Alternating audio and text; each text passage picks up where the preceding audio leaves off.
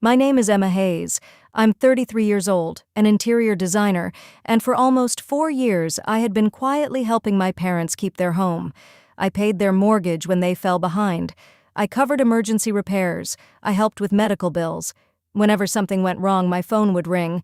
And whenever they needed money somehow, I always found a way to send it. I never asked for praise. I never asked them to put my name on the house. I never even asked them to say thank you. I only wanted to feel like I mattered to my family. Then, one Friday evening, I discovered exactly how much I mattered.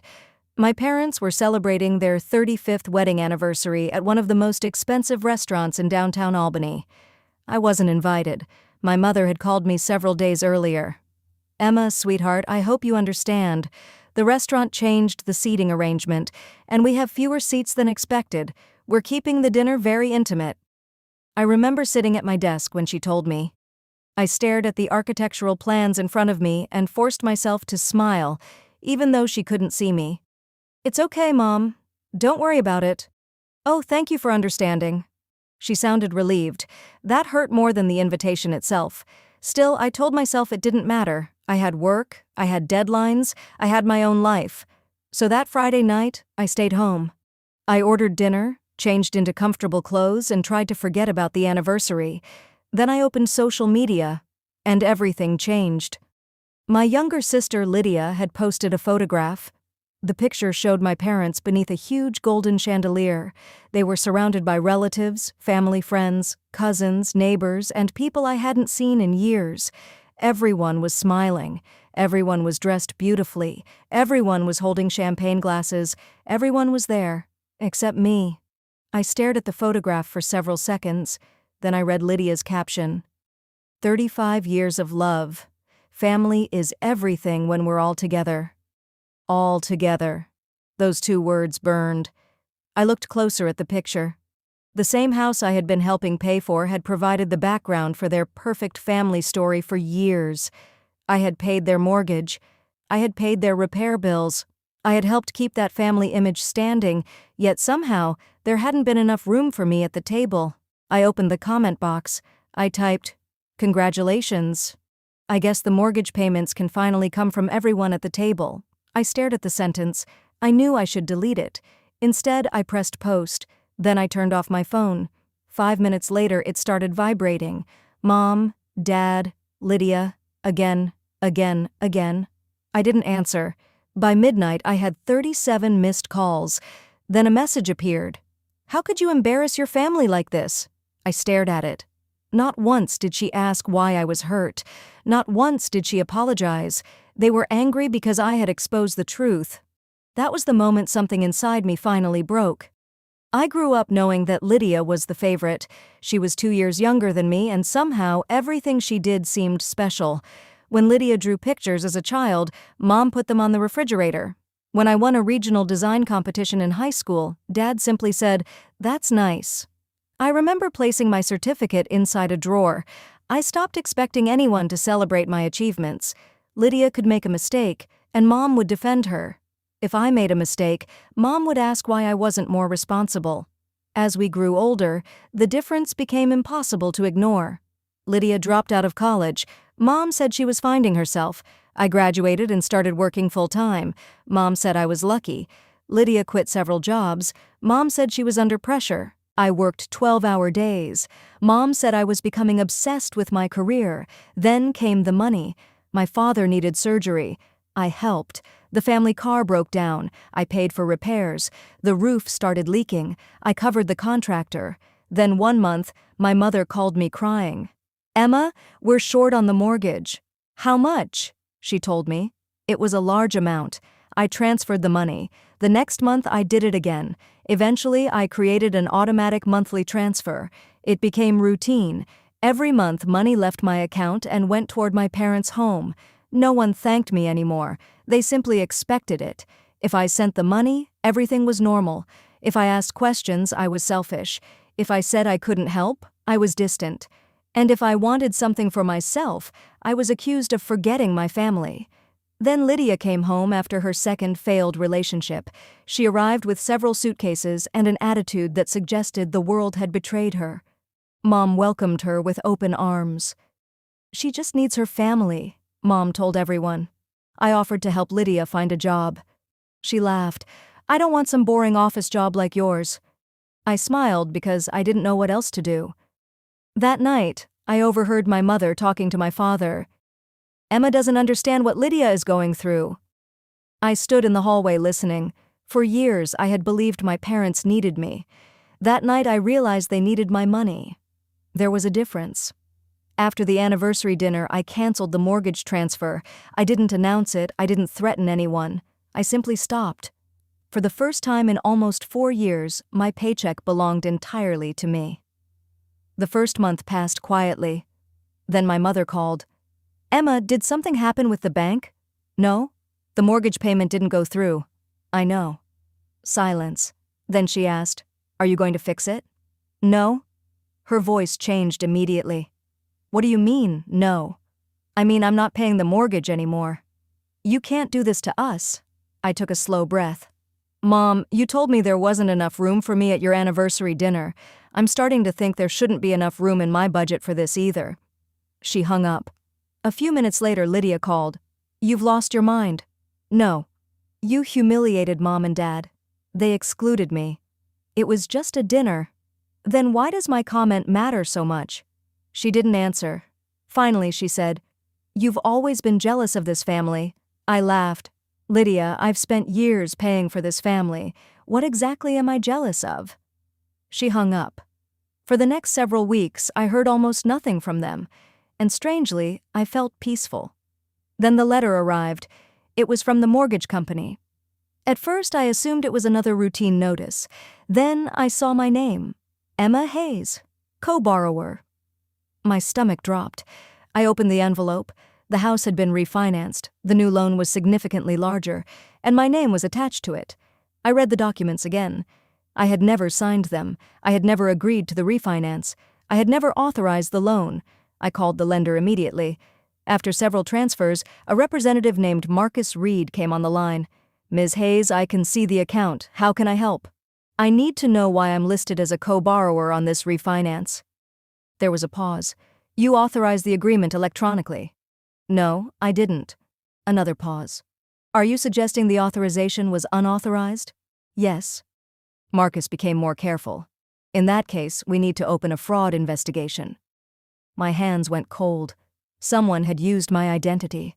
Someone had used my financial information, and there was only one group of people who had access to it. My family. I hired an attorney named Daniel Mercer. Daniel didn't waste time comforting me. He asked for documents, bank statements, emails, payment records, old messages, everything. I gave him everything I had. He studied the refinance agreement for almost 10 minutes. Then he looked at me.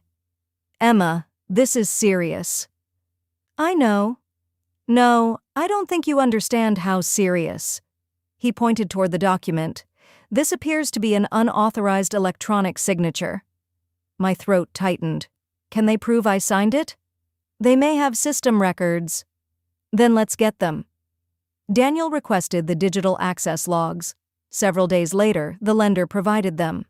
The refinance authorization had been completed from a device connected to my parents' home internet. The timestamp was there. The IP address was there. The digital signature was there. And then Daniel noticed something else.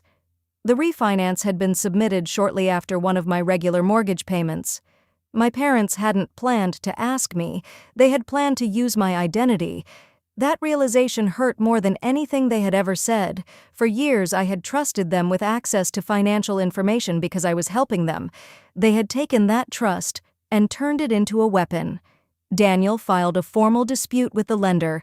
The account was frozen. The refinance was placed under investigation. And suddenly, the people who had spent years telling me I was selfish were very interested in talking to me. 3 days later, Lydia texted, Mom wants to meet, just family, please don't bring lawyers. I stared at the message. Then I replied, Fine. We met at a quiet cafe on Sunday afternoon. My parents were already sitting at a corner table. Mom looked exhausted. Dad looked much older than I remembered. Lydia sat between them. When I arrived, Mom forced a smile. Emma, thank you for coming. I sat down. Nobody spoke for several seconds. Then Mom reached across the table. "We made mistakes." I looked at her. "What mistakes?" "The mortgage situation." "You used my name." "We were desperate." "You used my identity." "We thought you would help." I shook my head. "You didn't ask." "We knew you would say no." That sentence changed everything. I looked at my father. He stared at the table. "You knew she would say no," I said. Nobody answered. Lydia finally spoke. "You're making this sound worse than it was." I opened my folder. "No, I'm making it sound exactly like it was." I placed the documents on the table. "This is the refinance agreement." Lydia looked at it. "This is the electronic signature." I pointed to the timestamp. "This is the access record." Then I looked at my mother. "And this is the message you sent me after the bank started calling." I placed another page on the table. Mom's face went pale. She had written, "Emma, please help us. We can't lose the house." I looked at her. "You knew exactly what you had done." Mom's eyes filled with tears. "We were trying to keep the family together." I shook my head. "You weren't keeping the family together." I stood. "You were keeping yourselves comfortable." Dad finally raised his eyes. "Emma." I stopped him. "I spent years trying to save this family." My voice was calm now. "But you never once tried to save me?" Nobody spoke. I picked up my folder. "I'm done." Mom whispered, "You're really going to let us lose the house?" I looked at her. "You made that decision long before I stopped paying." Then I walked away. The investigation took several months. The refinance was canceled. The original mortgage remained. Without my monthly payments, my parents could no longer afford the house. They tried to sell it, but the financial problems had grown too large. Eventually, the house went on the market. Then it was sold. My parents moved into a smaller apartment. Lydia moved in with a friend. Her social media account became strangely quiet. The woman who once posted photographs about family being everything stopped posting family pictures altogether. My mother called me once after the house was sold. Her voice sounded small. "You could have helped." I closed my eyes. "I did help." "You could have done more." "I did more than enough. You're still my daughter. And you were still my mother." There was silence. Then she said, "I don't know how we got here." I almost told her, but I realized she already knew. We got there one decision at a time, one lie at a time, one unpaid sacrifice at a time, one stolen signature at a time. I said goodbye, and that was the last time we spoke. A few months later, I moved into a small apartment in Rochester. It wasn't luxurious. The kitchen was tiny, the furniture was second-hand. But for the first time, everything around me belonged to me. My money was mine, my time was mine, my choices were mine. I no longer woke up afraid that my phone would ring with another family emergency. I no longer checked my bank account wondering what bill needed to be paid next. I stopped measuring my worth by how much I could sacrifice, and slowly I learned something I wish someone had taught me years earlier. Helping someone doesn't mean destroying yourself for them. Love doesn't require you to tolerate disrespect. Family doesn't give anyone permission to exploit you. And sometimes walking away isn't revenge. Sometimes walking away is self-respect. One evening, I was cleaning out an old drawer when I found a family photograph. Lydia was standing beside Mom. Dad had his arm around both of us. I was smiling. We all looked happy. I stared at the picture for a long time. Then I realized something. Maybe the picture wasn't fake. Maybe there had been real happiness once. But that didn't mean I had to spend the rest of my life protecting a memory. I placed the photograph back inside the drawer. I didn't tear it. I didn't burn it. I simply closed the drawer. Some memories don't need revenge. They just need distance. That night, I stood by my apartment window and watched the city lights. I thought about the woman I had been 4 years earlier. Always available, always giving, always afraid to say no. I wanted to tell her something. You don't have to earn love, you don't have to pay for your place at the table, and you don't have to destroy yourself to prove that you're a good daughter. I smiled. because finally, I understood.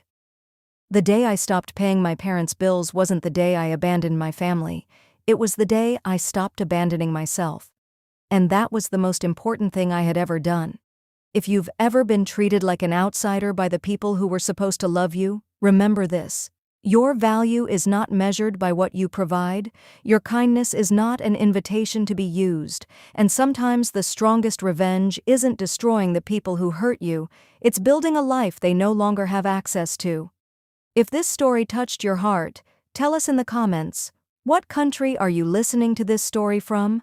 We would love to know where our Revenge Mode USA family is watching from, and if you enjoyed Emma's story, don't forget to subscribe to Revenge Mode USA for more powerful stories about betrayal, family, justice, and unforgettable revenge. Thank you for watching. And remember, sometimes walking away isn't giving up. Sometimes, it's the beginning of your freedom.